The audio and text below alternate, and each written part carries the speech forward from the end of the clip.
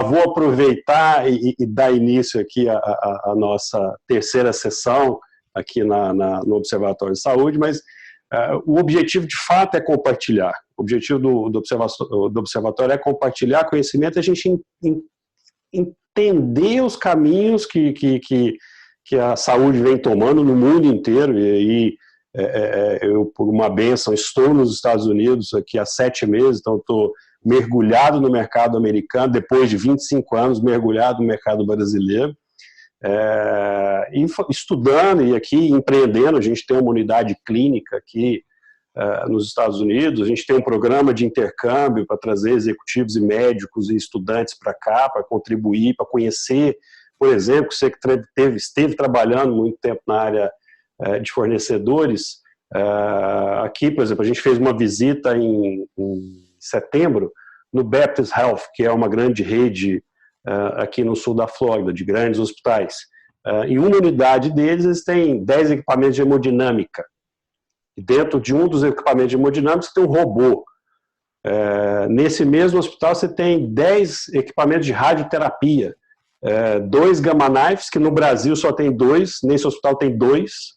Tem o CyberKnife, você tem Trubin, você tem 8 equipamentos de Trubin. Então, essa tecnologia embarcada no mercado de saúde é extremamente grande, principalmente aqui nos Estados Unidos. Isso já é conhecido mundialmente, mas existe um desafio, que é isso que eu estava trocando uma ideia com o Plínio, porque o nível de eficiência não é alto, é baixo. Em 60 países, os Estados Unidos está em 54º, o Brasil está em 51º.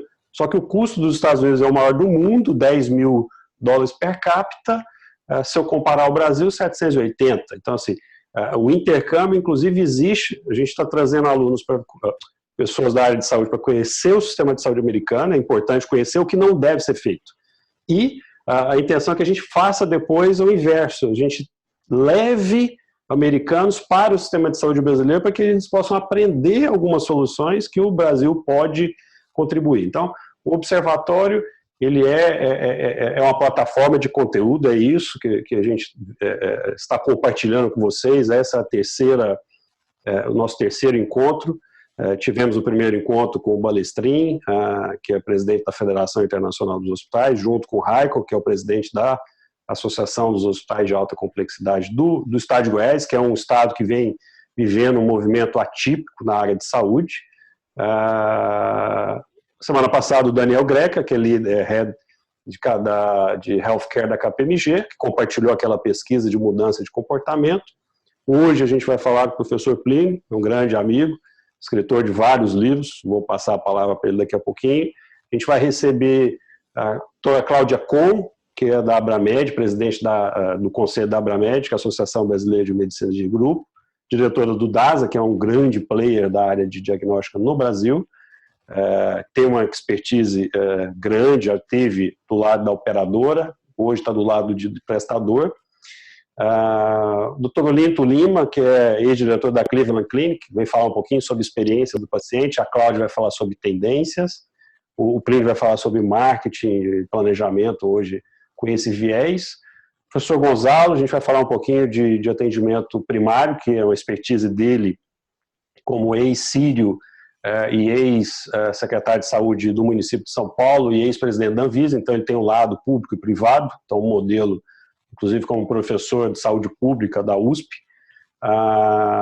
O professor Tinoco, do Rio de Janeiro, vai vir falar um pouquinho sobre a mudança do comportamento, algo que a gente conversou na semana passada com o Daniel. A gente tem o médico baby boomer e você tem o millennial sendo atendido e se relacionando. Então a gente tem aí um desafio grande. A doutora Patrícia vai falar um pouquinho sobre community cure, que é uma tendência no trabalho e acompanhamento do paciente crônico, que é um grande fator que influencia aí vem influenciando o sistema de saúde. Eu vou falar um pouquinho sobre concierge, a gente vai trazer uma arquiteta para falar um pouquinho sobre design da cura, que a gente tem toda a relação acerca disso. Então, o observatório ele vem para compartilhar conteúdo. E, de fato, em algum momento, acho que no segundo momento, certeza, a gente vai começar a envolver a comunidade. Por quê?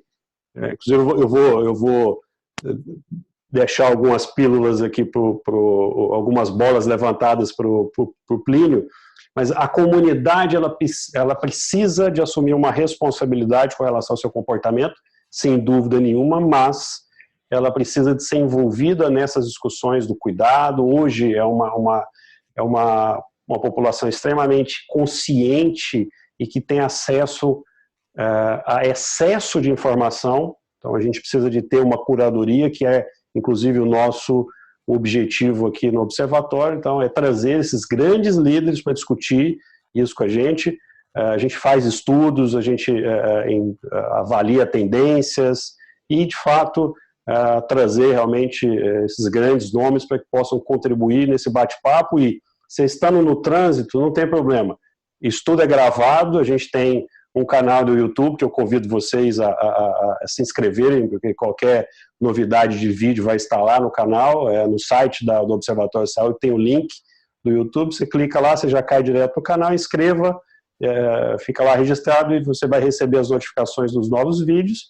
E se estiver no trânsito, não pode ficar assistindo, você vai escutar. Então existe o Spotify, o canal de áudio do Observatório também, para que você possa ter acesso a essas informações. E temos pessoas do Brasil inteiro. A gente tem essas sessões que são agendadas todas as terças-feiras das 19 horas às 20, mas quem está participando do Observatório recebe isso para que no tempo apropriado, todo mundo tem uma agenda complicada, tem o privilégio de escutar esses grandes líderes e se a gente conseguir contribuir com 1% na construção do futuro da saúde, eu tenho certeza que o nosso propósito no Observatório e dos convidados que estão conosco vai ser cumprido, que são líderes. Então, a intenção de um líder é, de fato, compartilhar e construir uma saúde melhor. A gente com certeza vai ser um paciente, se a gente ainda não foi, eu já fui, e temos um papel muito importante dentro desse contexto. Então, esse é um pouquinho do Observatório de Saúde. Hoje eu não vou apresentar aqui o slide, mas quis fazer de forma aberta para todos vocês, explicando o que é o Observatório. Fizemos uma análise há 2 dias atrás, com relação aos dados publicados pela Agência Nacional de Saúde sobre o mercado de saúde suplementar. Não é o tema dessa sessão aqui do Observatório, mas iremos aprofundar um pouquinho nesse tema, iremos regionalizar o estudo e entender e discutir isso também com grandes líderes em alguns passos que iremos dar a partir do momento que encerremos o primeiro, vamos dizer assim, Web Summit, que eu estou chamando, a primeira rodada, e aí depois traremos várias discussões e, paralelamente, a gente vai indicar algumas sugestões de artigos, de livros. Já fica a sugestão do livro do professor Plínio, dos vários livros dele da área de saúde, a evolução aí do marketing na área de saúde, e autores, e a gente vai fazer essa curadoria para contribuir, tá, Milene? Agradeço aí o feedback, é sempre importante para nós, professores, né, Plínio? O nosso combustível é o feedback positivo do ato de compartilhar. Tá? Então, eu agradeço mais uma vez a todos e queria passar a bola para o Plínio, colocando para ele que eu vejo como a telemedicina é um meio dentro da medicina para você oferecer acesso. Eu acredito que o marketing também é o meio para que a gente possa melhorar a qualidade de vida da população, levar informação, levar realmente conteúdo e informação, porque hoje eu não posso transferir a responsabilidade de cura, de tratamento, para um médico ou para um serviço de saúde. A gente tem que assumir a responsabilidade nossa como usuário do sistema de saúde, e o marketing é uma ferramenta, eu acredito, sou apaixonado pelo marketing, tenho o meu grande professor aí, que é o professor Plínio, para me ajudar hoje aqui nesse bate-papo. Plínio, é contigo, mais uma vez, obrigado pelo carinho de sempre estar conosco, estar despendendo aí o teu tempo com esse grupo e com essa empreitada nova aqui do Observatório. Seja bem-vindo. Show, Cris. Bom, primeiro que eu quero, mais uma vez, né, agora publicamente aqui agradecer a participação e dizer que eu me sinto até pequenininho aí perto dessa galera toda que você convidou aí, alguns que eu já conheço pessoalmente, outros não, mas de nome, né, e que realmente você conseguiu chamar aí, aglutinou em torno aí de você um time de peso. Então, quando você fala um grande líder, deve ser pelos meus 1,92, né, eu acho que tem mais a ver com isso. Mas Plínio, eu acho que o seu fone está um pouquinho baixo, se você conseguir, não sei se o seu microfone, eu não sei o que. Se tem um controle de volume aqui, acho que não tem. Melhora um pouco assim? Ou não? Isso, está melhor agora, acho que é o fonezinho aí. Então, deixa eu falar mais próximo aqui, talvez. Qualquer coisa você me avisa, tá? Se não tiver. Avisa. Então, legal. Bom, então, mais uma vez, aí, obrigado pela participação, pelo convite, né, para a gente poder estar aqui. Já conversamos várias vezes, e as nossas conversas, né, que tem sido sempre muito legal, com relação a entender a saúde e os caminhos que ela vai. Então, a criação do observatório e de ver tantas pessoas de alta capacidade de pensamento crítico contribuir de alguma forma para isso é muito legal. Então, é uma iniciativa que eu apoio desde a primeira vez que você me falou a respeito e é um prazer, uma honra estar aqui. Bom, falando com relação ao marketing em si, eu acho que o primeiro grande problema que acontece é que as pessoas têm um certo preconceito, têm um conceito preconcebido e equivocado a respeito do que seja marketing. E pior, deixa eu te interromper mais um pouco. Eu acho que agora está dando alguns chiados aí, não sei o que está acontecendo. Deixa eu tentar substituir o microfone aqui, não sei se... Não, ok. Vamos ver. Mas o problema... Agora está um chiadinho, mas a tecnologia é assim, então a gente aproveita a ferramenta que é o meio de levar realmente conhecimento, e a tecnologia é uma realidade. Não faz sentido a gente precisar de ir a São Paulo para escutar esses grandes líderes. Por que a gente não pode reproduzir esse bate-papo, então essa intenção em fazer isso num ambiente, numa plataforma? Vamos lá. Me ouve agora direitinho? Melhorou? Melhorou, agora melhorou. Qualquer coisa, dá um toque aí, mais uma vez. Pode interromper a hora que precisar. Bom, vamos lá. Eu estava dizendo que um dos problemas que eu acredito que tenha com relação a este assunto é que existe um conceito equivocado, preconcebido com relação a marketing. E o pior é que esse conceito não só não se corrige ao longo do tempo, o que deveria acontecer, mas ele vem piorando. Porque cada vez mais as pessoas vêm fazendo mais bobagens em termos de marketing, né? E aí vai distorcendo cada vez mais o conceito. Eu gosto de definir o marketing como mercadologia, uma ciência que estuda o mercado. Então, cada mercado regional funciona de um jeito. O que funciona em Goiânia, na sua terra, é muito diferente do modelo de funcionamento, ou como as pessoas se comportam. Aquele mercado é muito diferente, por exemplo, de Brasília, que está ao lado. É muito diferente de Recife, que é muito diferente de São Paulo, que é diferente de Campinas, no interior de São Paulo, que é diferente do Rio de Janeiro, então não tem nada a ver. E este modelo que as pessoas têm de usar receitinhas de bolo, achar que uma coisa sempre que está num lugar que funcionou vai funcionar para o outro em qualquer momento, em qualquer circunstância, é complicado. Então, mercadologia, né, a ciência que estuda como é que funciona um determinado mercado, como é que os players interagem naquele momento, naquela circunstância, naquela região, e encontrar estratégias para eu me apresentar para aquele grupo, é marketing de verdade, né?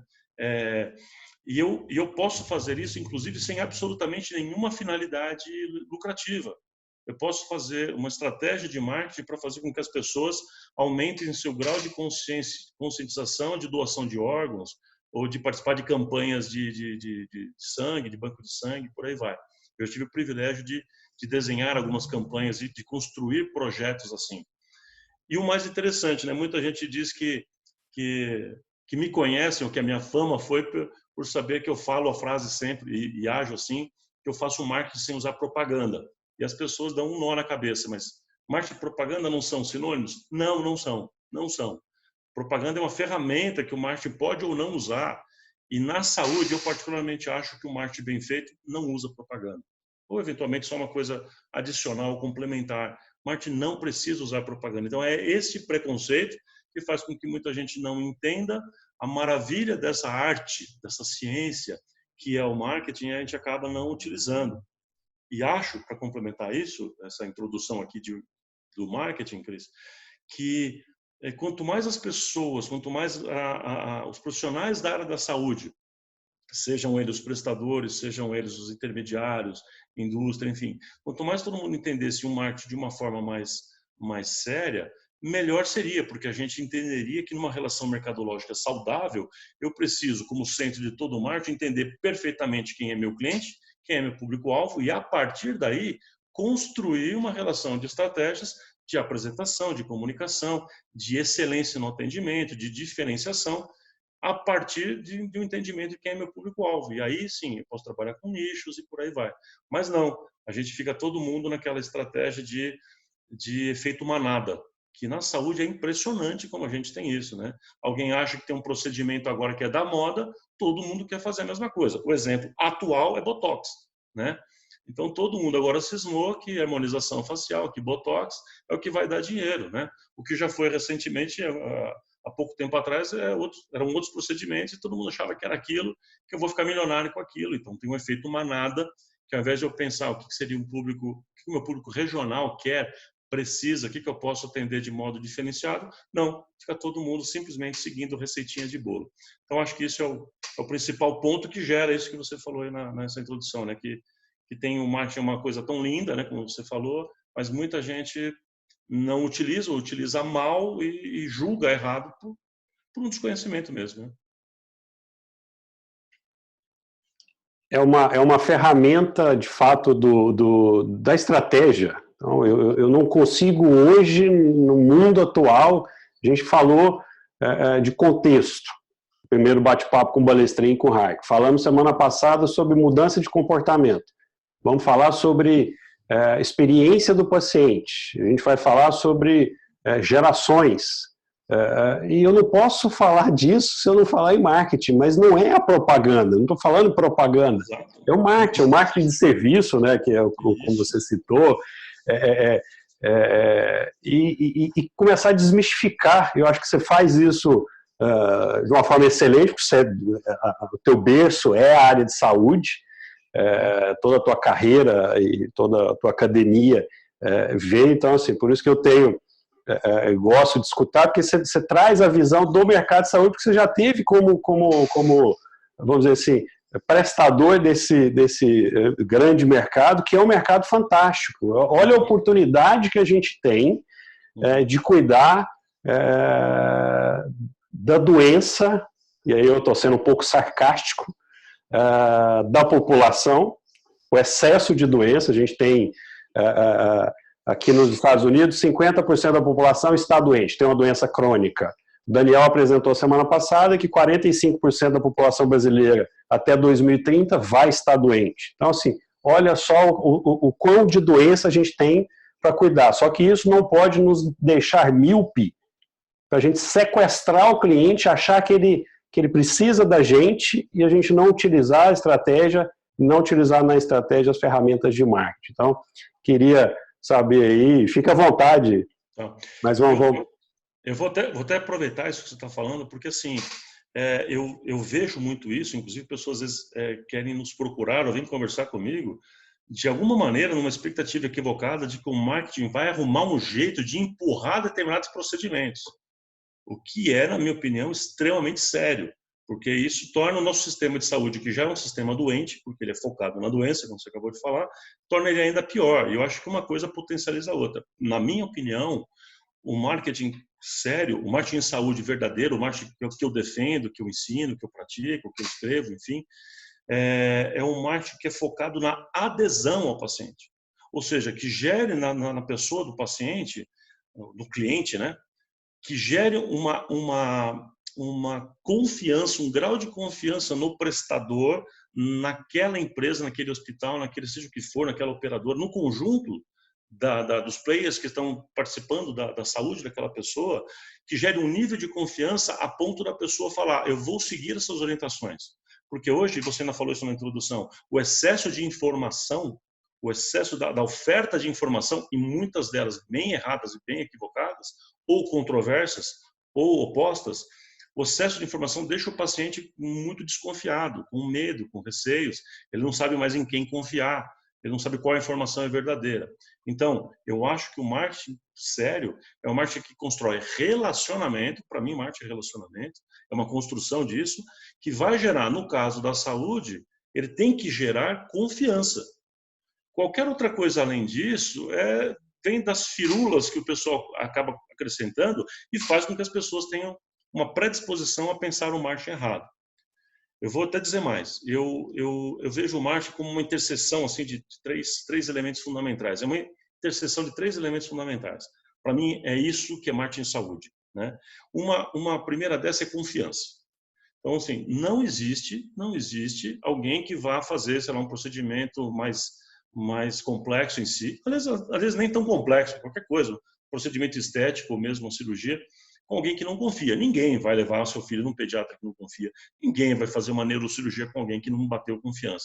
Então, o profissional, o estabelecimento, o hospital, a operadora, enfim, o conjunto dos players da saúde, que não tem a capacidade de gerar confiança, ou pior, geram algum tipo de desconfiança, não avança nesse sentido. Ou seja, essa é a primeira dessa intersecção. Então, fazer marketing é entender como que eu vou, de modo omnichannel, como que eu vou conseguir gerar confiança naquilo que eu faço, naquilo que eu falo, naquilo que eu estou executando enquanto prestador de serviço de saúde num contexto super complexo.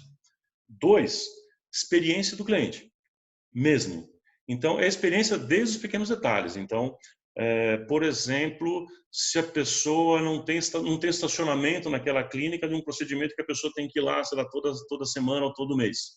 Então, todos nós já deixamos de ir em algum lugar só porque não tinha onde estacionar o carro, né? Então, estou falando uma coisa simples, mas às vezes por exemplo, a mão do profissional. Eu falo isso muito para dentistas, né? O cara é dentista, tem mão pesada, não adianta ele ter pós-graduação em Harvard, seja onde ele quiser. Se o cara é um brutamontes, né? Tem mão de hipopótamo, como eu costumo dizer para o pessoal para provocar eles, não adianta, o paciente vai fugir da pessoa. Se o cara não... mas ele é mestre, doutor, pós-doutor em prótese, mas não sabe da anestesia porque é um cavalo, né? Com perdão da expressão, coitadinho do cavalo, mas enfim. Essa pessoa, esse paciente não quer esta experiência. Você vai para uma clínica, vai para um hospital e está sujo, está fedido. Né? Tudo isso é a experiência do cliente. Estou dando detalhes bem práticos, bem pragmáticos mesmo. Né? A experiência do cliente é aquilo que ele percebe. Aquilo pode não ser nem a verdade, mas é o que ele percebe. É o não cuidado, né? Com a coisa, com o cenário, com o equipamento, enfim. A experiência global, que é muito amplo esse assunto, se quiser depois a gente até aprofunda. E a terceira parte o terceiro elemento dessa intersecção, que para mim define o que é marketing em saúde, é empatia. E aí, cara, a gente, né, Cris, a gente até já conversou muito sobre isso. A falta da humanização na saúde, a substituição da humanização do ser humano, da busca por fazer algo que realmente faça sentido. A substituição disso pelo excesso de tecnologia e parafernália é um problema. Eu não sou contra a parafernália, eu acho que tem que ter todas elas. Tem que ter. Só não podemos substituir uma coisa pela outra. Né? E muita gente vem fazendo isso. Coloca, inclusive, o seu suposto marketing em cima de equipamento. Né? Por que eu sou diferente? Porque eu tenho equipamento tal. Não, eu sou diferente na forma como eu lido com isso, na forma como eu leio aquilo, como eu utilizo os equipamentos, não porque eu tenho ele. né? Eu tenho que construir uma relação de confiança e de experiência que é baseado em quem eu sou ou como eu me relaciono com o mercado, como eu sou em relação a tudo. Compliance, por exemplo, tem tudo a ver com saúde. Como é que eu me coloco num contexto mercadológico mais amplo e, a partir daí, como é que e aí quando digo eu, estou falando de cada pessoa, estou falando do faxineiro, estou falando lá do seu adalto que recebe o paciente lá fora na portaria, o manobrista, a secretária, a recepcionista, todo mundo, como essas pessoas lidam com a ignorância do paciente, como essas pessoas lidam com a incapacidade do paciente de cognição de algumas coisas, como é que a gente lida com a angústia, com o medo, né? O medo do paciente é extremamente comum, e às vezes o medo é manifesto ali naquele momento com uma certa agressividade. Como é que a gente lida com isso? Eu vejo muitas secretárias, recepcionistas robotizando a resposta. Eu preciso de alguma coisa, não pode, não tem agenda. Não pode, não tem agenda, já é fácil responder, mas a verdadeira humanização que precisa ser resgatada está em entender que aquela pessoa tem uma angústia. Então, como é que eu digo para ela que a gente não tem e como é que eu venho com uma solução, uma proposta a partir de uma informação que eu teria aquela dificuldade? Enfim, só para citar como exemplo. Então, entender marketing de verdade é colocar o cliente em primeiro lugar, não em forma romântica de ser, de verdade. Sinceramente, é isso. Ele é o centro da questão e, a partir daí, como é que eu vou fazer ele aderir ao tratamento? Então, eu estou falando de gerar confiança, de gerar uma experiência extraordinária, que ele, inclusive, traga outras pessoas, e aí eu gero o famoso boca a boca, a fidelização, eu construo uma base, eu formo uma cadeia de pessoas me procurando, né? E aí isso é o marketing verdadeiro, é o marketing que eu trabalho, é o marketing que eu acredito. E como é que eu faço com que todo mundo da minha cadeia, do meu grupo, tenha um senso de empatia, um senso de que aquilo que a gente se propôs a fazer na área da saúde precisa acontecer. E nenhuma técnica, nenhuma ciência, nenhum equipamento, nenhum cenário extraordinário vai compensar isso. É assim que eu penso o marketing em saúde. Não, perfeito. E assim, eu quero até trazer aqui você falou sobre gerar confiança, você falou sobre experiência, compliance, e ele falou sobre ignorância. E aí eu queria só pegar um ponto aqui que eu acho que me incomoda muito no sistema de saúde.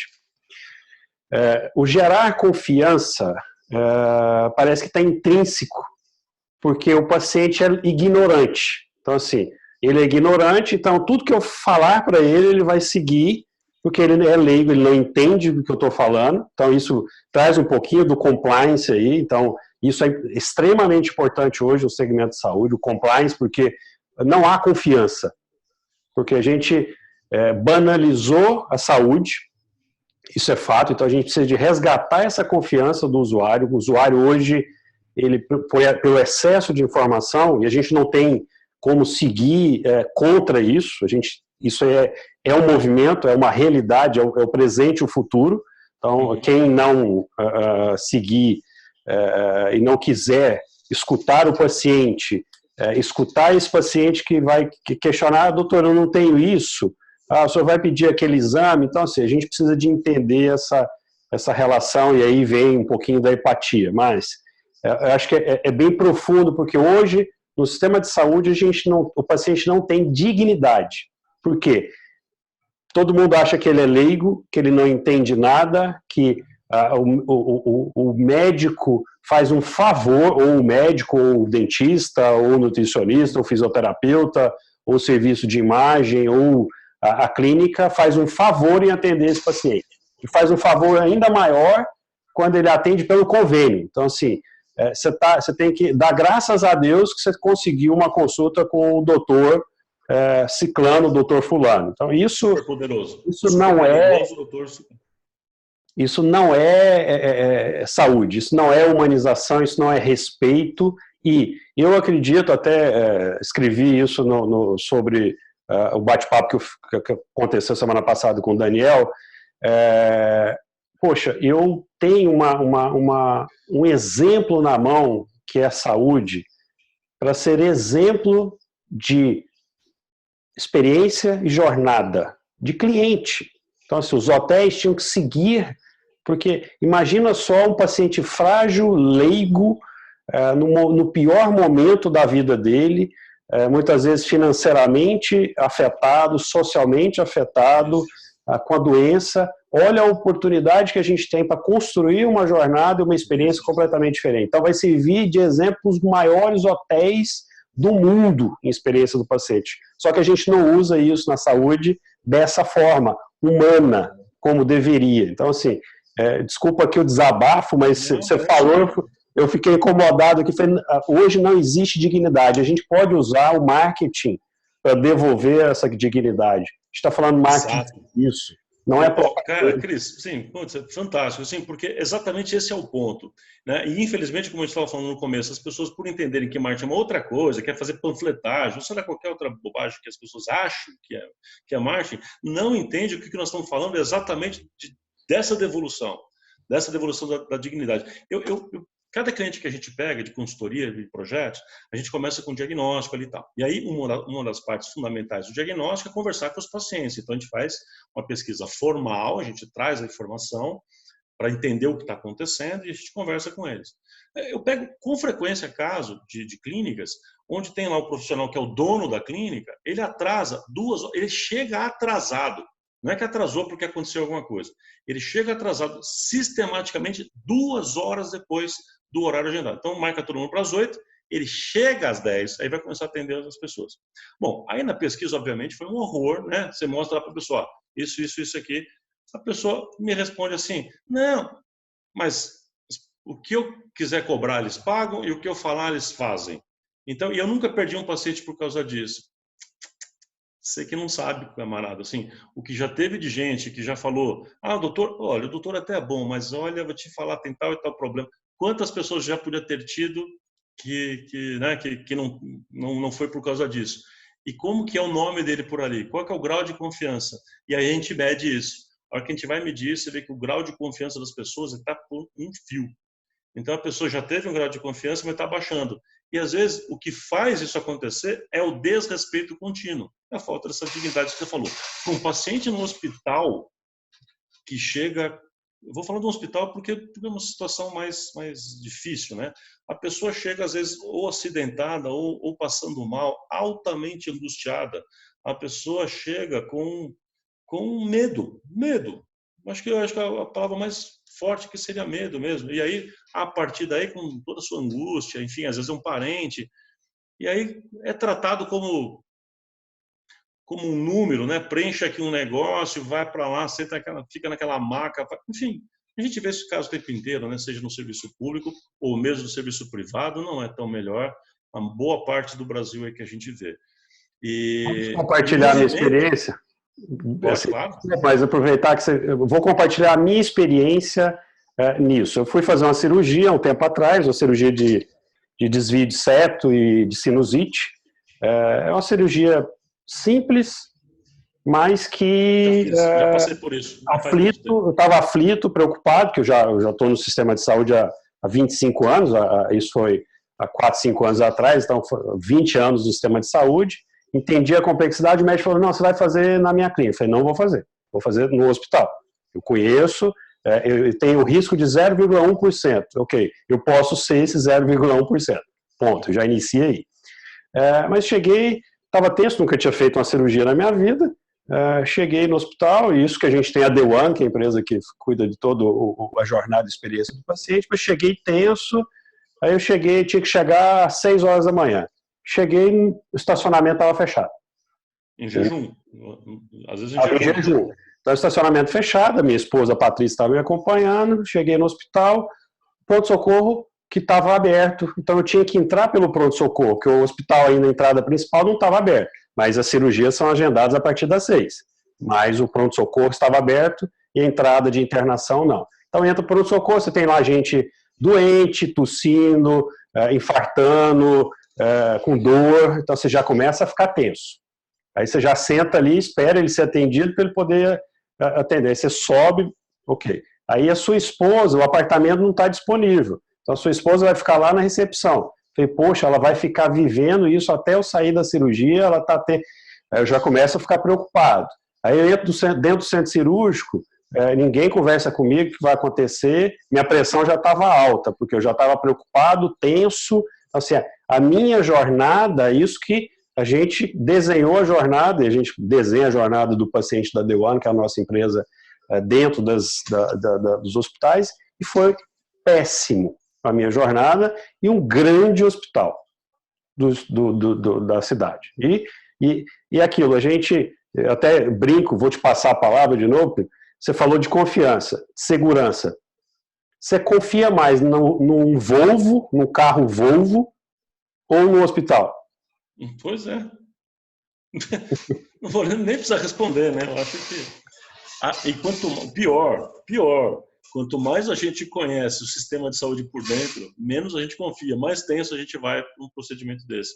Passei por histórias bem parecidas com a sua já, inclusive com desvio de septo também, a mesma cirurgia, e é impressionante como, para aquelas pessoas, elas não percebem isso, não estão fazendo aquilo por mal, mas, por exemplo, aqueles prestadores de serviço, muitas vezes, estão tão na rotina que estão conversando sobre o Big Brother, estão conversando sobre a novela, estão conversando sobre o problema que aconteceu na casa dele, e larga o paciente lá, deitado, sei lá, de touca, de avental, né, seminu ali para fazer um negócio, e as pessoas não manifestam nenhum cuidado. E eu costumo dizer que, assim, para resolver esse tipo de coisa, cara, não custa dinheiro, custa vontade só. Porque é percepção. Se a empatia muda, se a vontade de querer fazer muda, o restante vai acontecendo de uma forma natural. Mas isso tem a ver com, mais um termo aqui importante, né? Com a cultura organizacional. Se a cultura do lugar é que precisamos bater metas financeiras exclusivamente, e se não coloca no estabelecimento de saúde metas que fazem parte das métricas de marketing, na minha opinião, a satisfação do cliente em termos de percepção, não de fatos reais, mas de como que ele interpreta os fatos, se aquilo não for colocado de uma forma conjunta, vai distorcer tudo, porque a cultura organizacional vai levar todo mundo a querer número, a querer produtividade, ritmo, em detrimento, que eu não sou contra ter ritmo, mas em detrimento de um cuidado, de uma qualidade, de gerar confiança, relacionamento. E aí o caos se instala, né? É impressionante o quanto a gente vê isso repetidas vezes. Infelizmente, eu não quero ser aquele cara pessimista, mas dentro do que eu vejo, ainda é a maioria que tem trabalhado as métricas exclusivamente em termos de produção, números e rotina, e menos em termos de uma jornada construída, conscientemente construída.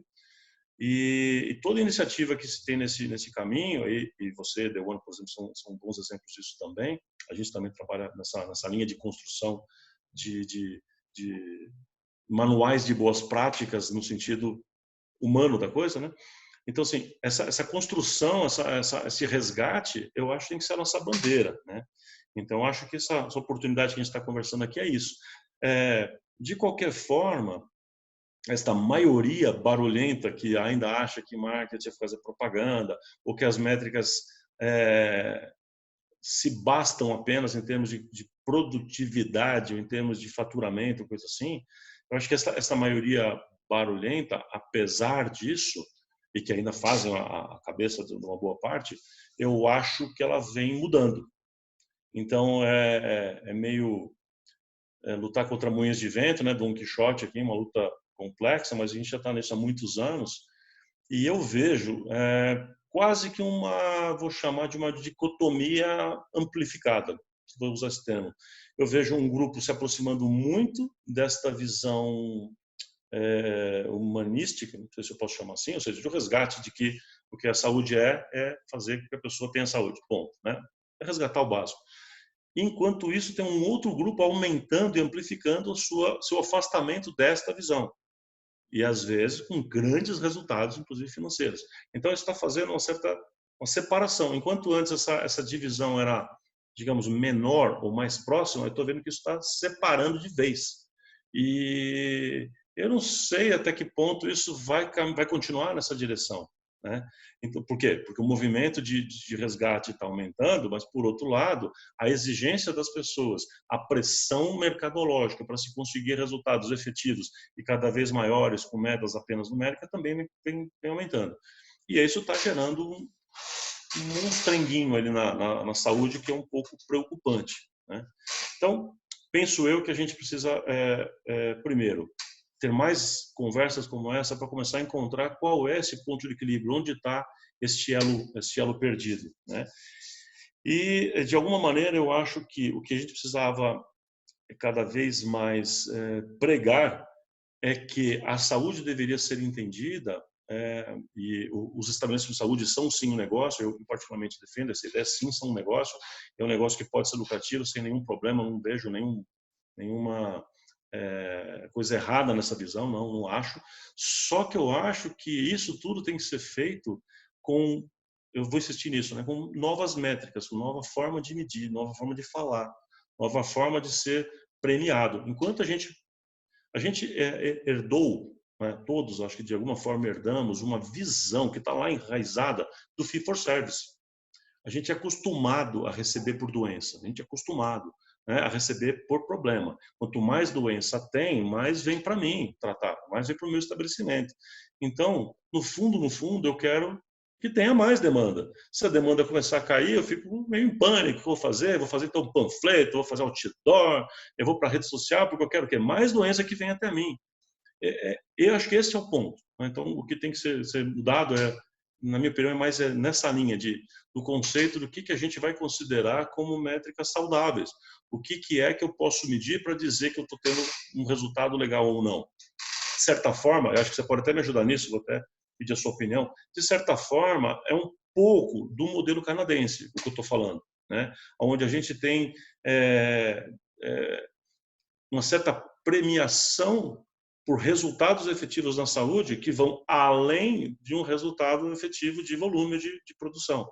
Então, se o indicador de saúde é melhorado naquele período por aquele grupo que cuida daquilo, aí todo mundo ganha mais dinheiro. Então, acho que isso, de alguma forma, seriam modelos que poderiam ajudar a gente a ter uma visão diferente. Mas acho que nós estamos tão enraizados ainda, todos, acho que de alguma forma, o nosso sistema inteiro é tão desenhado, tão enraizado em cima do fee for service, que eu acho que a gente tem uma longa jornada nesse sentido, tem muitos debates a serem feitos, temos muralhas a serem derrubadas ainda nesse sentido, preconceitos com relação a isso, como é que isso tudo vai funcionar, porque a pressão de mercado, a pressão, vamos chamar de econômica, ela é real, né? Ela é real.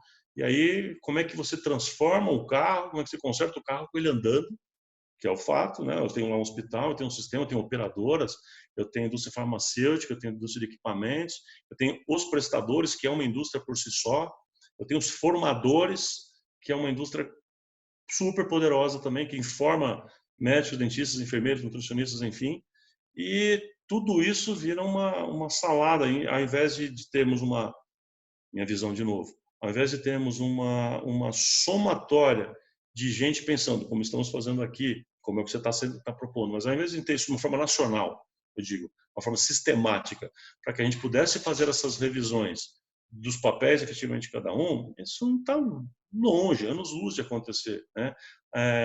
Porque as partes brigam pelos seus interesses e isso é bacana, isso é aplaudido, né?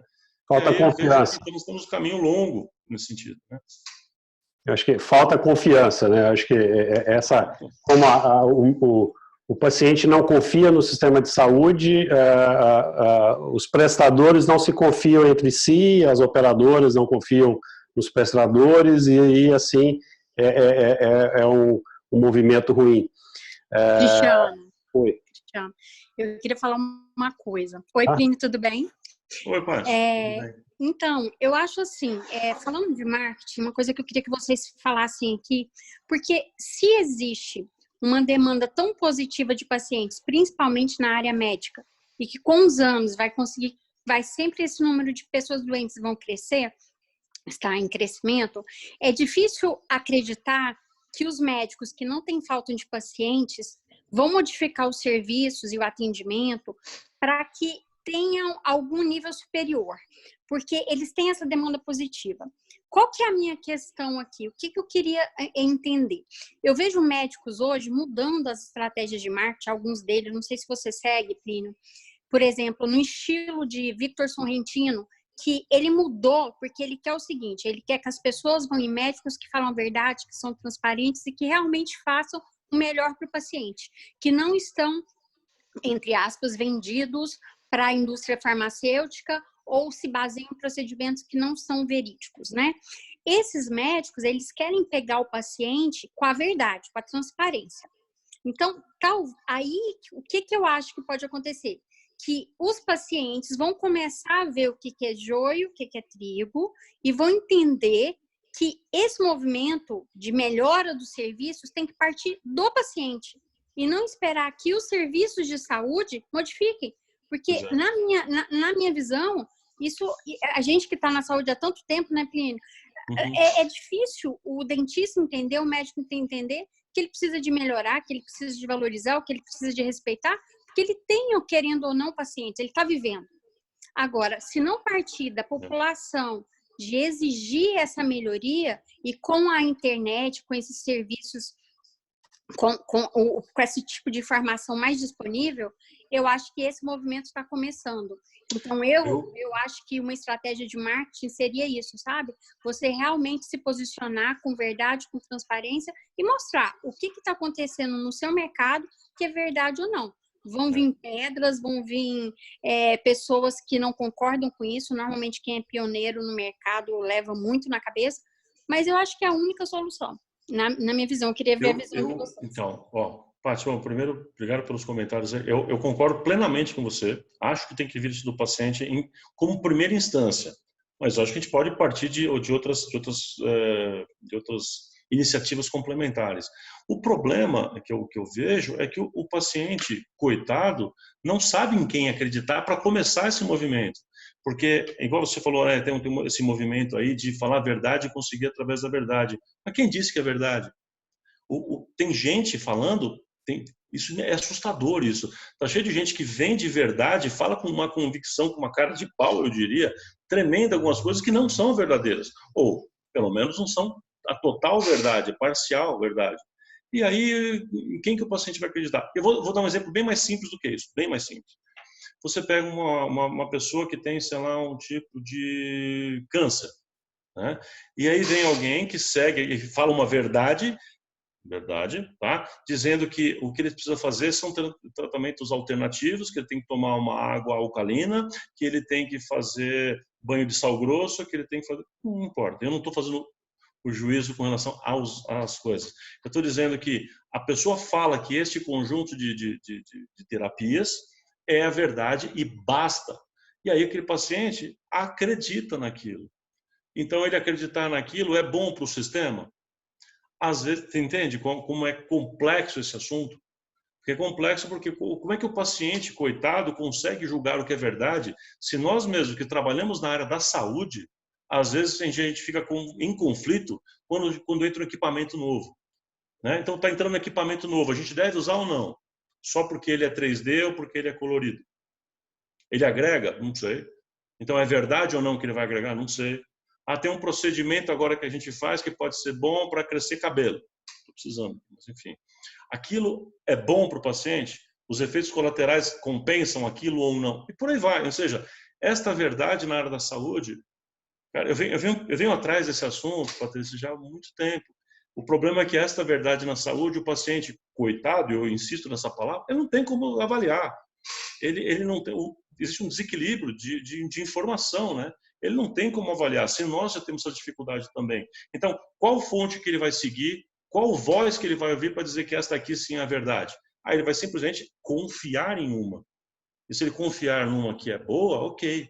E às vezes, mesmo um tratamento que é confiável e que é o correto, ou que é cientificamente a melhor opção, não vai curar. E isso não quer dizer que aquilo não era verdade. Mas por paciente, será que ele vai conseguir interpretar assim, ou ele ou seus acompanhantes? Então esse assunto é tão complexo, tão mais acho que a palavra complexo é tão cheio de entranhas, né? Que a gente precisa acho que falar mais sobre isso. A gente precisa ter mais oportunidades de dialogar com as pessoas. A gente precisa ter mais fontes seguras de informação. Igual está tendo um movimento agora no mundo, né, de certa forma, no Brasil também, para tentar combater fake news. Algum lugar que você tenha lá um grupo multiprofissional que vai lá para ver se aquela informação é fake news ou não. Mais ou menos na mesma linha, a gente teria que ter algum lugar dizer, ó, aquela fonte ali é confiável. porque senão eu não sei se aquela informação que está na internet é viável, né?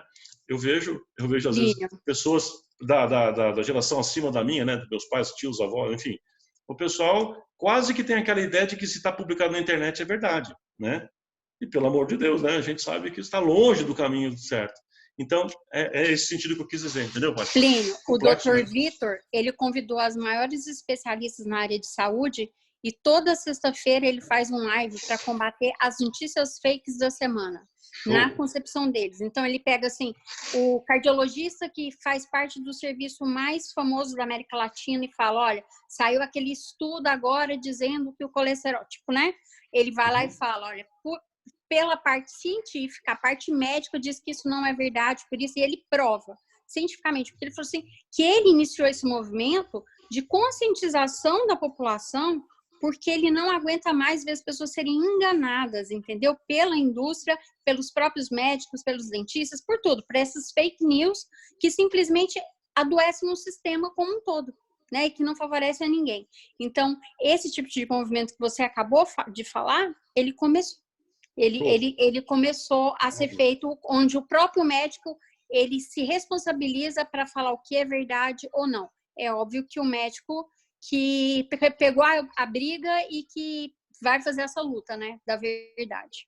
Vou fazer a propaganda aqui. Ele já começou há 7 anos com a The One, a partir do momento que ela começou a fazer a coordenação de acesso do paciente. Então, a curadoria, e esse movimento também de Community Cure é um movimento que vai contribuir bastante com esse empoderamento técnico do paciente, para que ele possa ter conhecimento técnico de determinadas informações de cuidado, para que ele possa se decidir. Então, isso é um movimento de coordenação de acesso, inclusive vai ser um tema que vai ser discutido agora em um grande congresso em São Paulo, de saúde esse ano, 2020.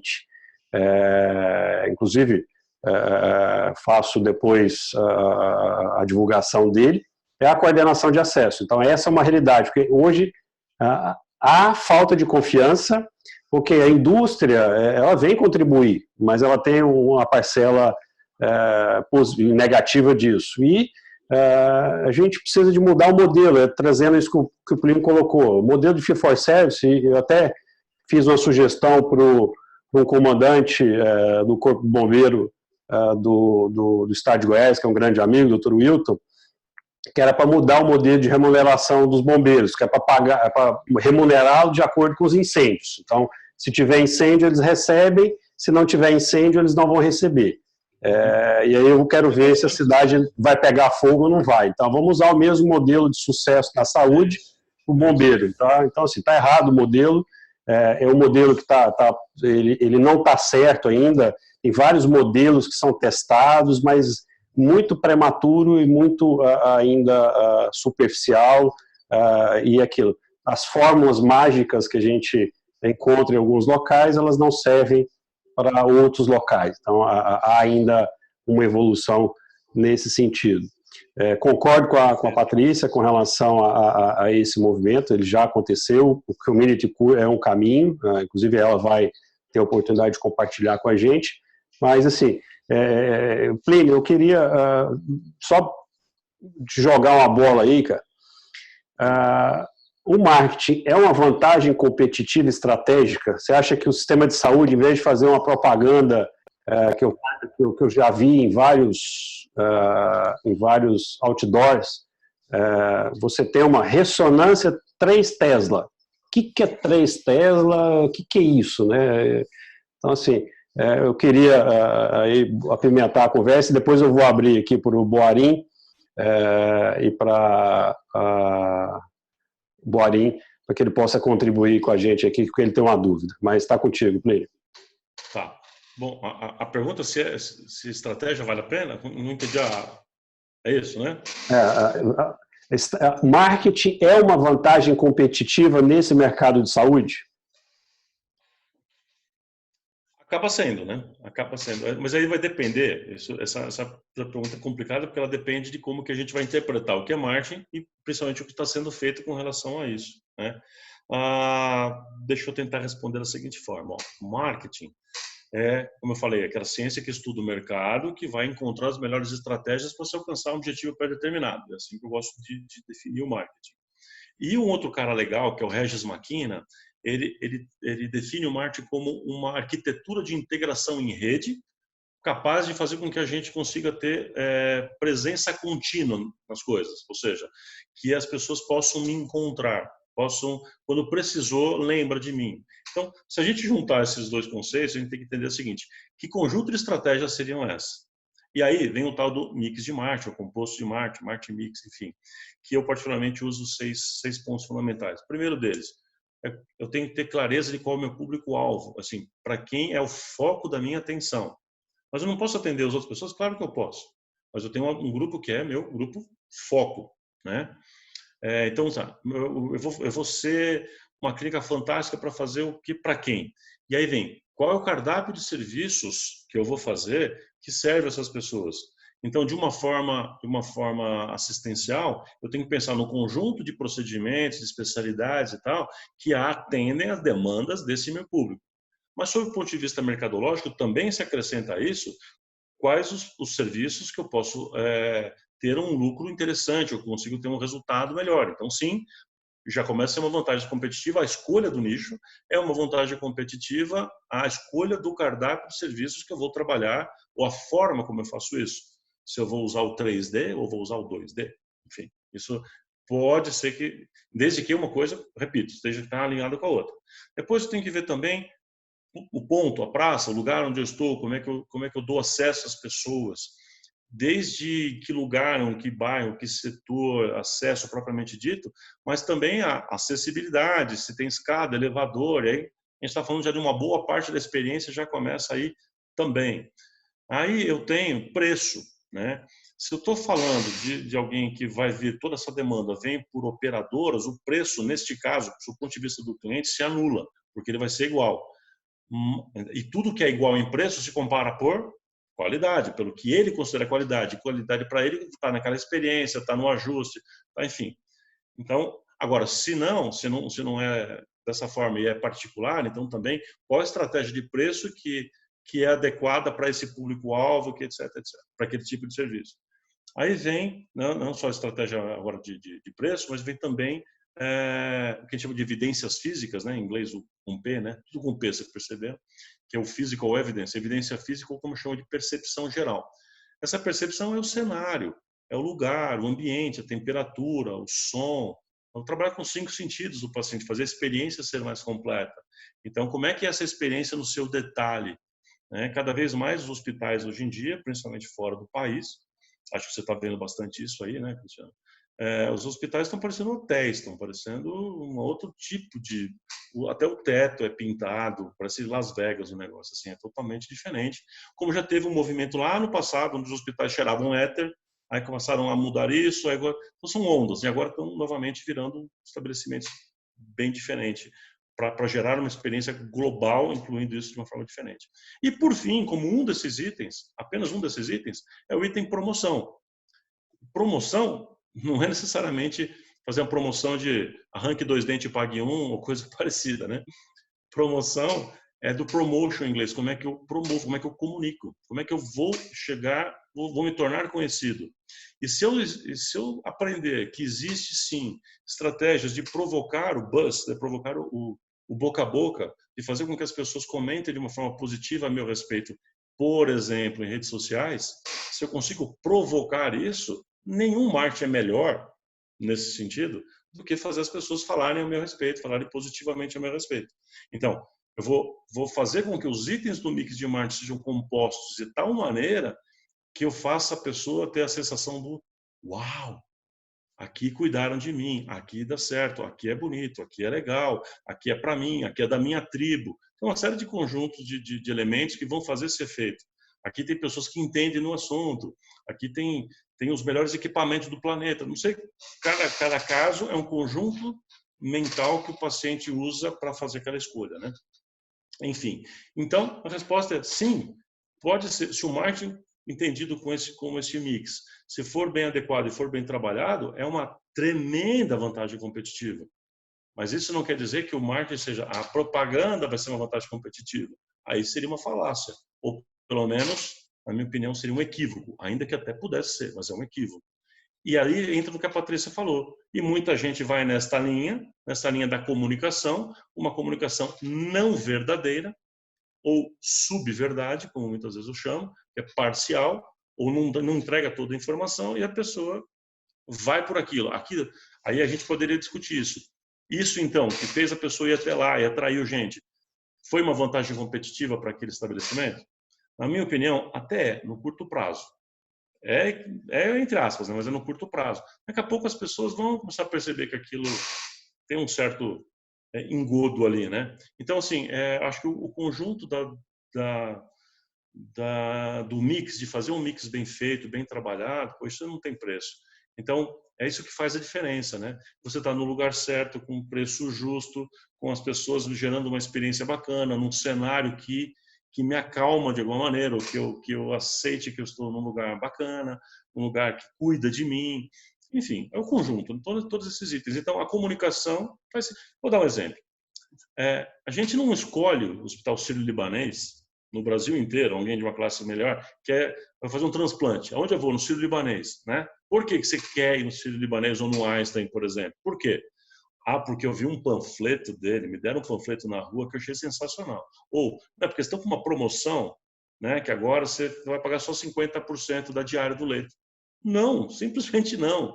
Ou seja, estou dando um exemplo aqui de conhecidos, de instituições que souberam fazer um marketing maravilhosamente bem feito, extraordinário, sem usar propaganda, né?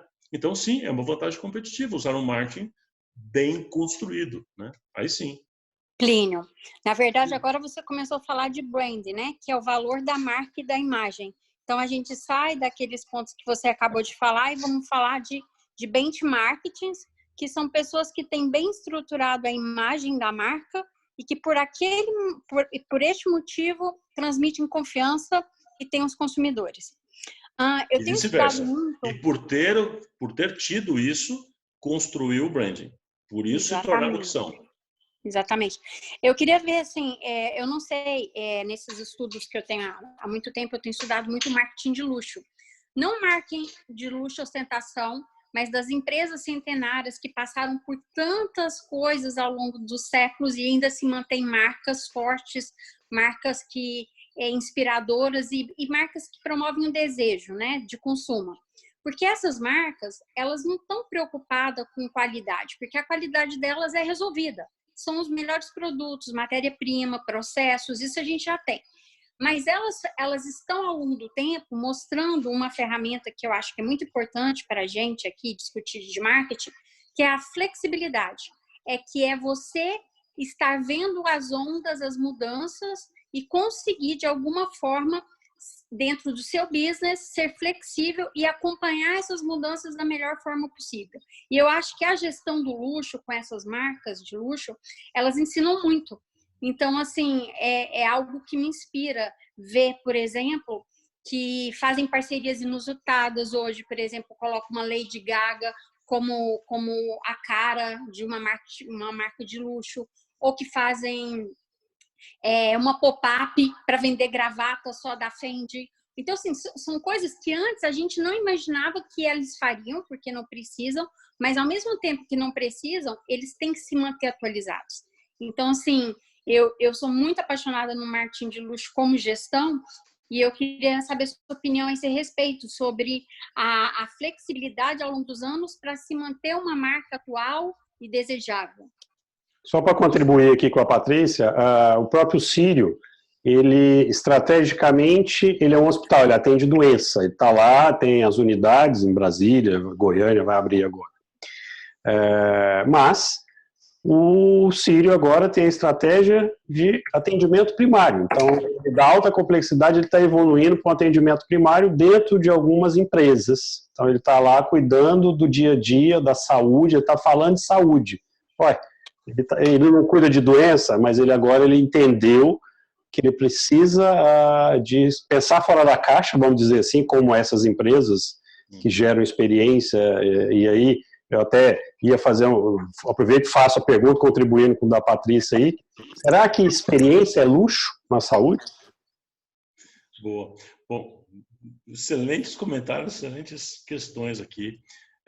Contribui muito com a nossa conversa.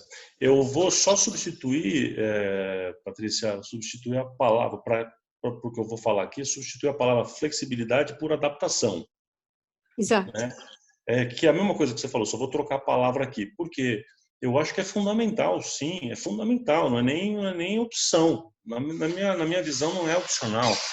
A capacidade de adaptabilidade que as empresas têm que ter. Bom, acho que todo mundo sabe disso, não tem menor mais dúvida disso, de que o mercado mudou e vem mudando cada vez mais rápido.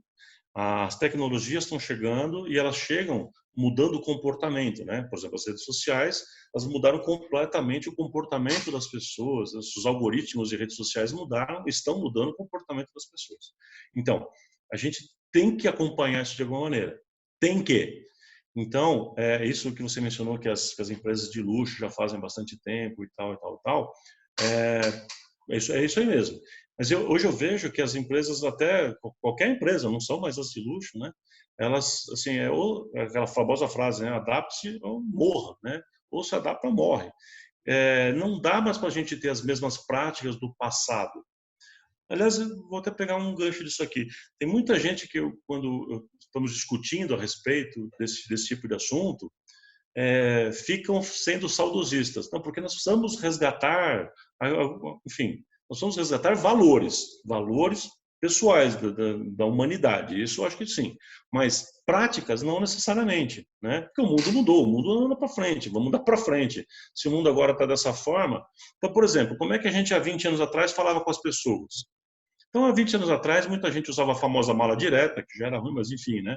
A gente usava muito televisão, usava a rádio, se queria fazer uma campanha de alguma coisa de vacinação, você tinha que usar isso, por exemplo, e tal. Aí isso foi mudando. Hoje em dia a gente atinge as pessoas, alcança as pessoas usando canais onde elas estão falando. As novas gerações vão tendo novos comportamentos, né? Então, a gente vai buscando esses canais. Hoje a gente tem, vou dar um exemplo. Eu, além da Tomás Gestão e Marketing, que é a nossa consultoria, eu tenho a Doctor Comunicação, que é uma agência especializada em saúde, agência de comunicação e propaganda especializada na saúde. A gente vê, por exemplo, vou falar bem em linhas gerais, tem exceções, mas que, de modo geral, as pessoas de 40 anos para cima estão muito mais no Facebook do que no Instagram. Né? E as pessoas mais jovens estão no Instagram e nem no Facebook mais estão, elas nem se importam mais com aquilo. Né? Então, assim, só para dar um micro exemplo, se eu não entender onde as pessoas estão, onde o meu público está, o que o meu público está querendo, qual é o canal, eu não consigo nem falar com eles, nem me comunicar, não crio relacionamento. Só que essa verdade de hoje, talvez, quando a gente assistir esse vídeo aqui daqui a um ano atrás, ele fala assim, nossa, que besteira, o Facebook nem existe mais. Ou mudou tudo isso, agora está todo mundo no isso, então está todo mundo num troço novo, está no TikTok agora, que sei lá. Isso é extremamente dinâmico. Então, é isso mesmo que você falou. Essa flexibilidade, né, que eu chamei de adaptação, é uma capacidade muito grande. Outra coisa tem a ver com uma coisa que o Cristiano falou no começo, que é a quantidade de informação que as pessoas têm, né, Cris? Você falou, pô, as pessoas têm acesso. Eu não tenho que procurar uma enciclopédia Barça para achar uma informação. Eu vou para a internet e acho, seja verdadeiro ou não. Então, a quantidade de informação que as pessoas têm hoje acesso é muito grande. E isso altera comportamento? Todo mundo que trabalha na saúde conhece o Dr. Google, né? Todo mundo vem dizendo que o paciente chega lá com coisa impressa até, dizendo que viu lá no Google determinadas práticas, enfim, e confronta o profissional. Ou seja, eu vou brigar com isso, eu, profissional de saúde, eu, médico, eu vou brigar com isso, não, eu tenho que me adaptar a isso, né? Então, eu estou dizendo que o médico agora, na verdade, ele que é a segunda opinião, né? O Google que deu a primeira, o médico é a segunda opinião, agora o médico não é mais a primeira opinião.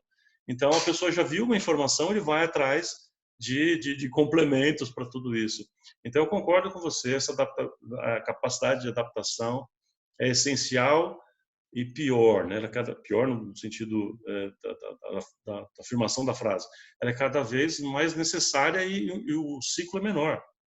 o tempo que eu preciso para me adaptar é menor. A gente começa a aprender uma coisa, a hora que eu comecei a aprender já mudou. E isso não é fácil, principalmente para gerações, os baby boomers, por exemplo, extremamente difícil, né, se adaptar a isso e entender que o mundo mudou. Você pega os millennials, os caras já estão totalmente em uma outra pegada, né, entende diferente, já lidam com a formação no ar, a informação em nuvem, como uma coisa super normal, né? A gente ainda estranha, eu me incluo nisso, a gente ainda acha, como assim? Mas eu queria aqui na minha máquina, eu quero guardar aqui para ter propriedade. A dificuldade, né, Pina, é que antes a gente podia fazer estratégia, pensar estratégia baseado nas gerações também, né, essa história dos milênios, da geração X, da geração Y.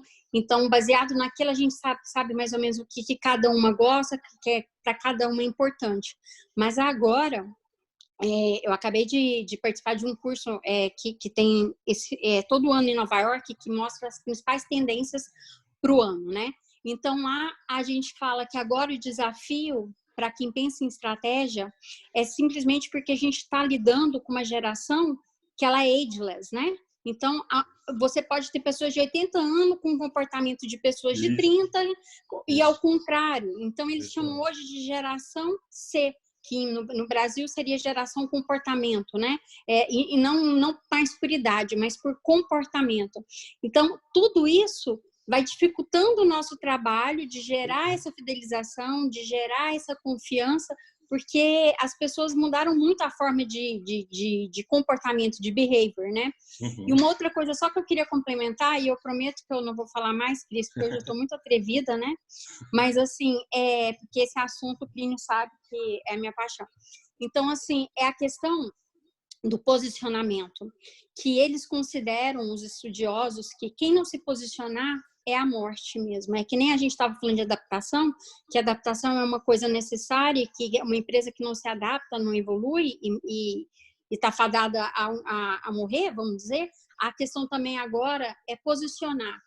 O que eu acho que é importante ou não. Então, a minha posição em relação à sustentabilidade, às práticas, a tudo. Eu tenho que ter opinião. A minha empresa tem que ter uma opinião, porque a nova geração, ela pede que você fale aquilo que você acredita. Então, se eu acredito que ecologia é importante ou não para mim, se sustentabilidade é ou não importante para mim, se a valorização, o empowerment feminino é importante ou não na minha empresa.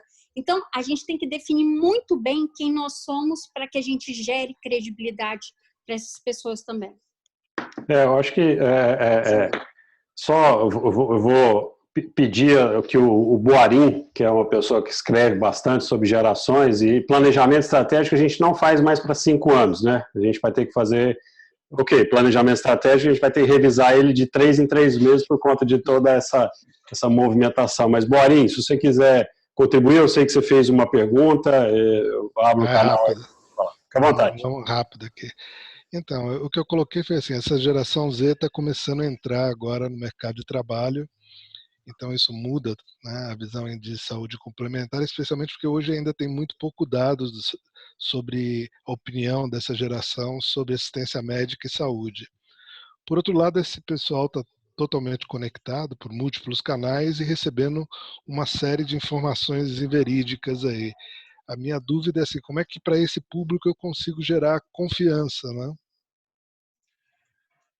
Pois é, Boninho, obrigado pela pergunta. É dificílimo responder isso, né? Pelas questões todas que a gente falou antes aqui. E eu acho que esse problema não é só da geração Z, né? Ele é complexo. Bom, vamos por parte, né? Eu acho que eu não tenho resposta para isso, não, né?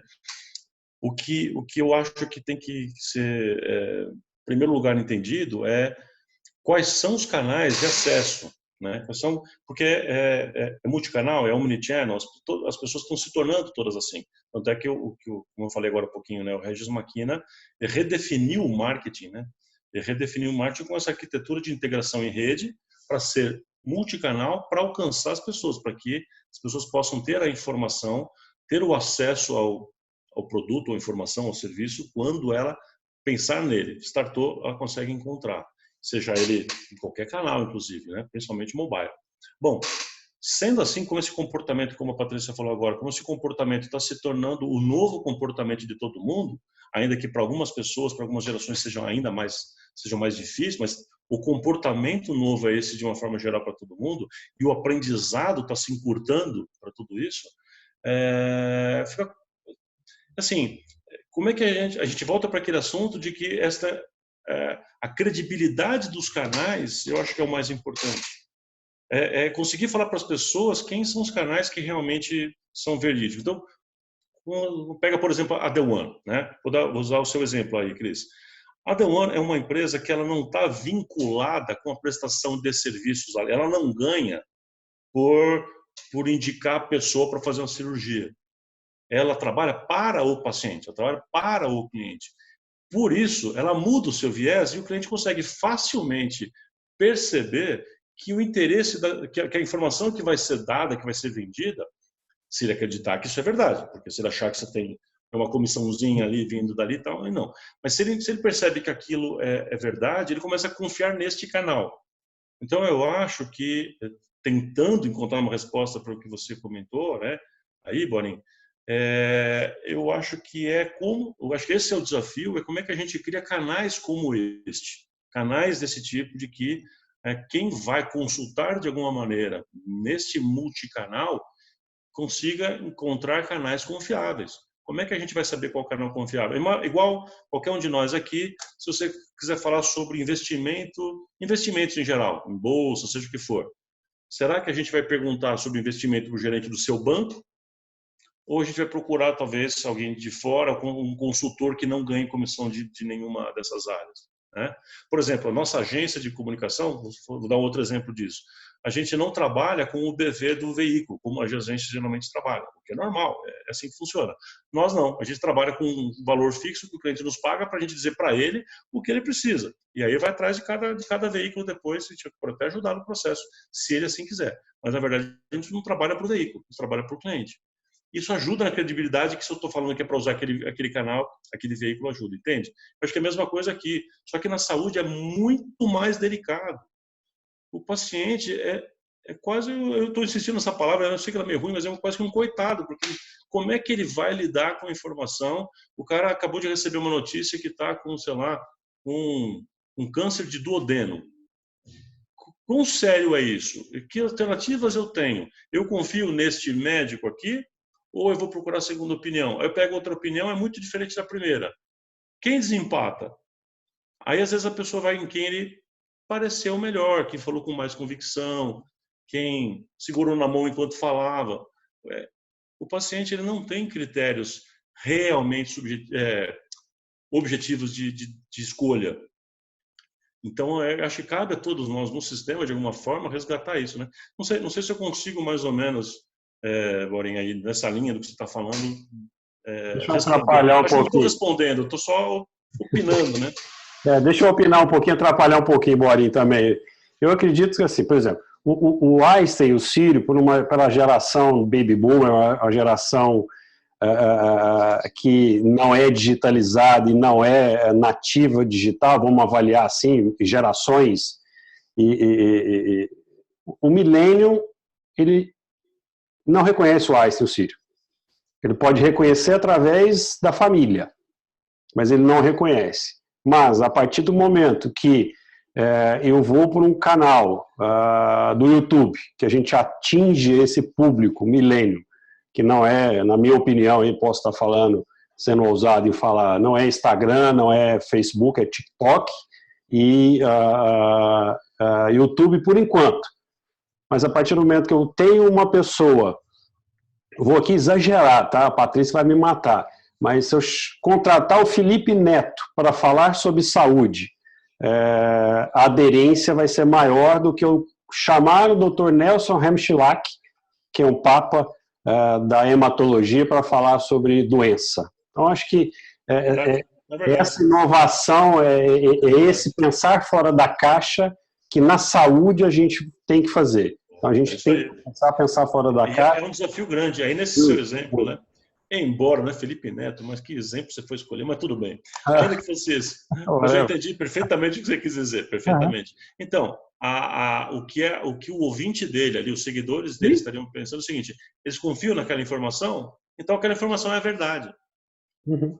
É isso, então é isso que a gente eu vou levar a informação verdadeira para ele, eu vou vender para ele a informação como assim, eu vou convencê-lo, que ele é uma geração também milênio, eu vou convencê-lo de que aquilo ele vai pesquisar e vai validar aquilo para ele poder compartilhar. Então é uma curadoria. Então, na verdade isso se chama marketing de influência, né? São os influencers que hoje, assim, eu tô falando pro Cris, porque, na verdade, a gente luta muito na saúde para que não tivesse isso, porque a gente não é nem sempre uma informação confiável, né? O influencer, ele se tornou uma informação que a gente não é confiável, mas que leva muitas pessoas, os followers, a seguirem coisas que não são verdades ou que não são boas, né?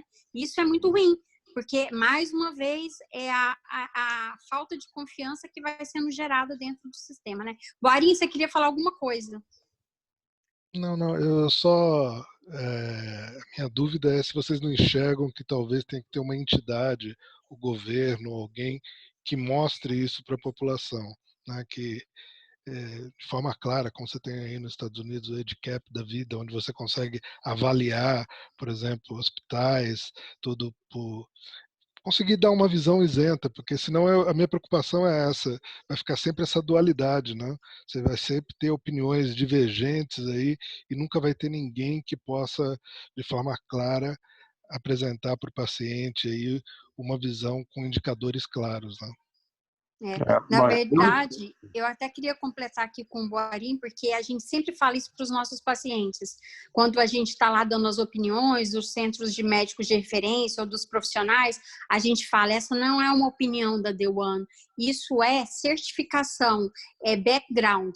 Então, quando você dá as indicações, você prova para ele ali por que a gente está indicando, baseado no currículo do profissional, na experiência de mercado, em tudo que ele faz, assim como selos de certificação, que em São Paulo e no Rio é mais comum, em alguns outros hospitais, mas assim, um grupo muito pequeno, né, de hospital que tem essa certificação, a certificação canadense, certificação americana, a ONA 123, ONA Pleno. Então, tipo, isso gera confiança para poder indicar.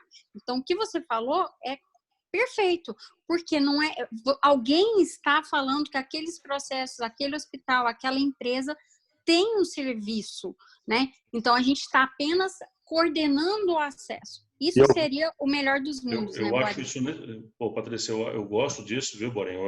Eu penso assim nessa linha. Eu só tenho um problema com relação a isso, que é qual a credibilidade, como é que vai ser composto um órgão como esse, né? Se a gente considerar, por exemplo, muitas das, não todas, muitas das agências que a gente tem reguladoras no Brasil, elas não têm credibilidade no próprio sistema. Isso. A gente não acredita na agência reguladora. Então, criar um órgão desse, eu sou super assim... no Brasil é complicado, mas nos Estados Unidos funciona, né? Então, eu sou favorável em termos de conceito, mas será o conceito que vai ser trabalhado para gerar uma credibilidade a ponto das pessoas realmente aceitarem que aquilo é uma verdade e tal, né? Enfim. Temos que ter o HCAPS no Brasil, só que não temos credibilidade para a adoção do HCAPS através de um órgão público, ou aqui você tem o HCAPS que serve para Medicaid e Medicare com um objetivo remuneratório. Olha só, eu tenho o HCAPS para remuneração.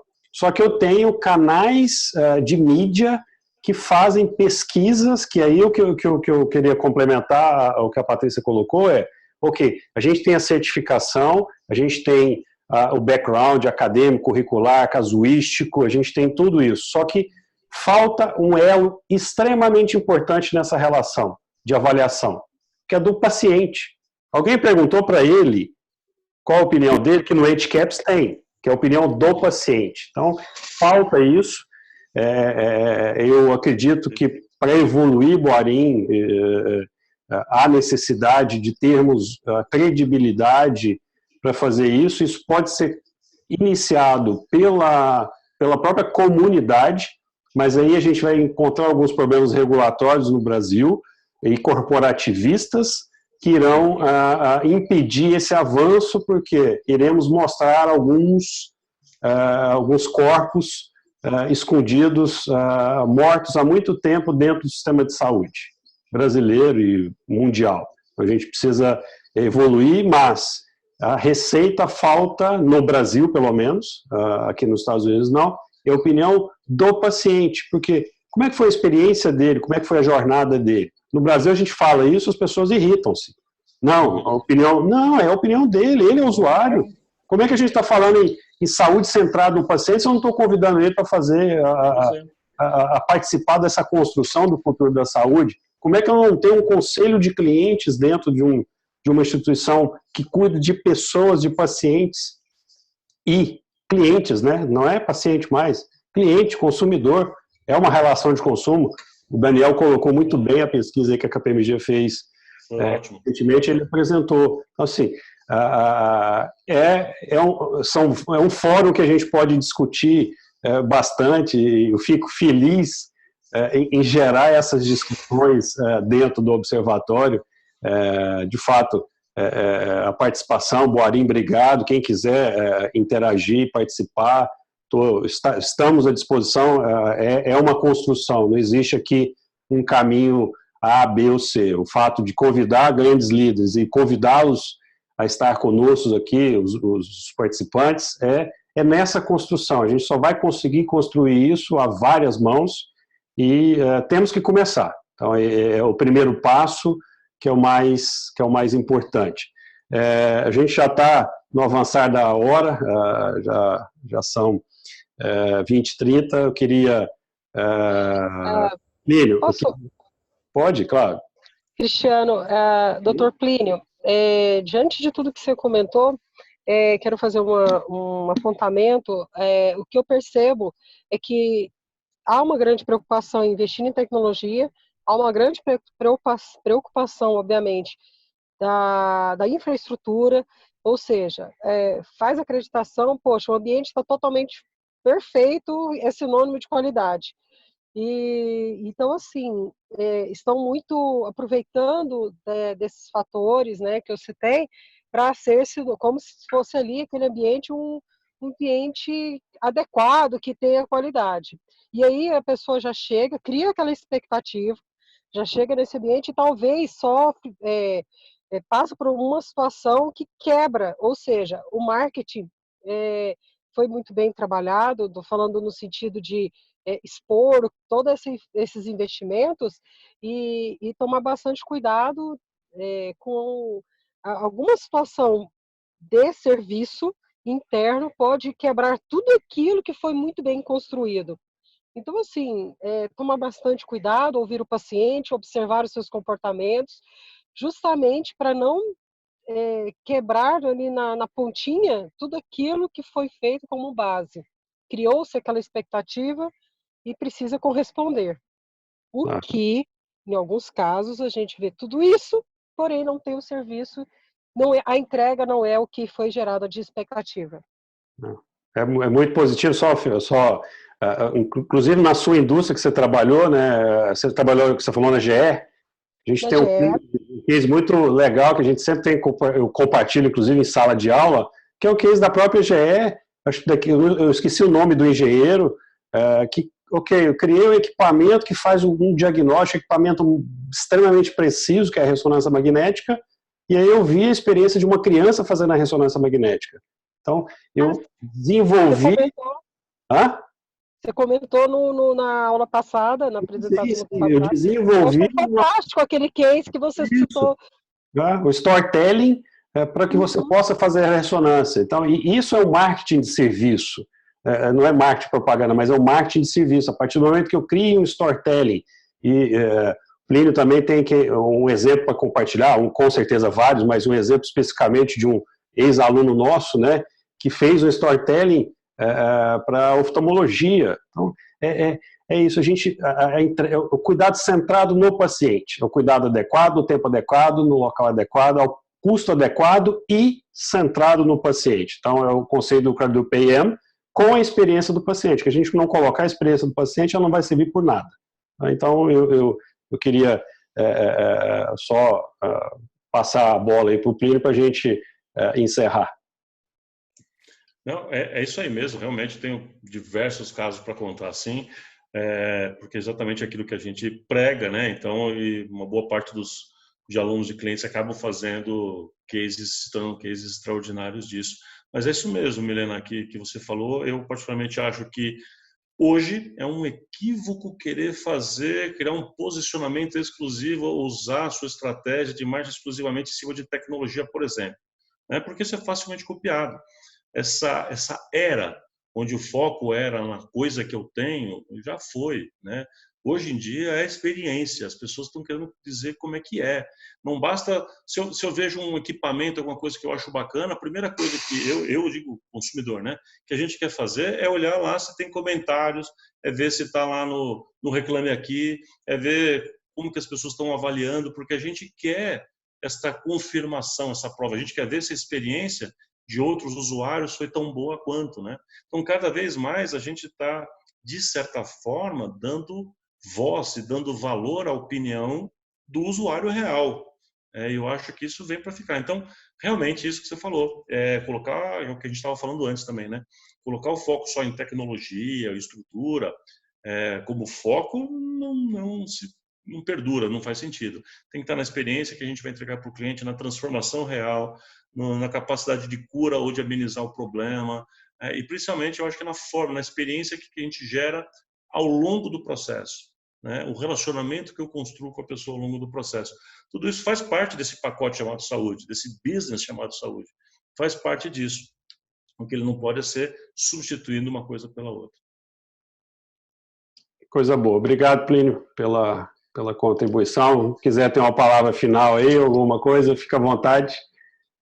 Eu agradeço mais uma vez a participação. Eu acho que iniciativas como essa são essenciais. A gente precisa ter mais disso, né? Depois esse tipo de movimento, eu chamo isso de um movimento, Cristiano. Ele precisa ser amplificado, né? Ele precisa alcançar mais e mais pessoas, para ter um debate em cima disso, que pessoas contribuam com mais ideias, para a gente formar pelo menos novas sementes, né? Essas sementes, quem sabe, vão caindo em bons terrenos para frutificar. Então, obrigado pela confiança, né? Por me incluir nesse time que você montou. Para mim é uma honra. Espero que esse projeto cresça cada vez mais, porque acho que a saúde do Brasil precisa de gente pensando, gente provocando, gente que, enfim, que ousa de alguma maneira a romper com o que é o mais comum, talvez. Então, parabéns mais uma vez, obrigado por todos que estão presentes, que ficaram com a gente aqui até o final também. Show de bola, obrigado. E que vão, mesmo os que não tiveram presente, vão receber o vídeo e o áudio com essa sessão de hoje. Obrigado, Plínio, pelas palavras,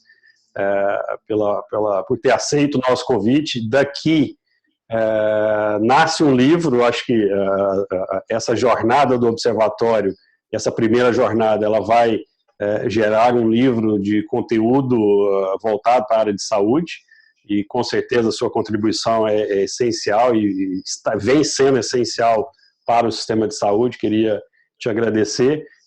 Um livro também que sai sobre a experiência do paciente, Boarim, a The One, com a base de cliente. A gente vai escutar como é que é a experiência do cliente na visão do cliente. Então, assim, a saúde na visão do paciente. Então, a gente vai usar, entregar para o mercado de saúde a opinião do paciente. Então, a gente está montando esse livro com o depoimento de vários clientes, depoimento mais profundo, não só depoimento superficial, não comercial, mas o depoimento de como é que é a visão dele do sistema de saúde, para que a gente possa começar a escutá-lo e ter realmente a comunidade participando da construção do futuro da saúde, porque se a gente não envolver a comunidade, a gente não vai ter um futuro interessante e um futuro sustentável para a saúde. Então, esse é um dos nossos objetivos aqui, é gerar realmente conteúdo, essa plataforma. Queria agradecer a todos. Compartilhem nas suas redes sociais, aqui fazendo um marketing, mas a partir do momento que há uma contribuição, se estamos contribuindo com vocês, eu gostaria que compartilhe, que nos sigam nas redes sociais também, para que a gente possa interagir com vocês, construir realmente o futuro da saúde com vocês, que são líderes, que estão no movimento de liderança, ou que estão seguindo realmente para o movimento de liderança, de transformação do mercado de saúde no Brasil, que é extremamente importante, não só no Brasil, mas no mundo todo. Contem comigo aqui. Plínio, de coração, mais uma vez, obrigado, amigo, por estar dedicando esse tempo aí, mais uma vez, para o futuro da saúde. Obrigado em nome do Observatório de Saúde e a presença de todos. Até a próxima semana e com várias notícias aí, a gente, durante a semana, a gente vai estar interagindo com vocês. Tá bom? Muito obrigado, forte abraço a todos.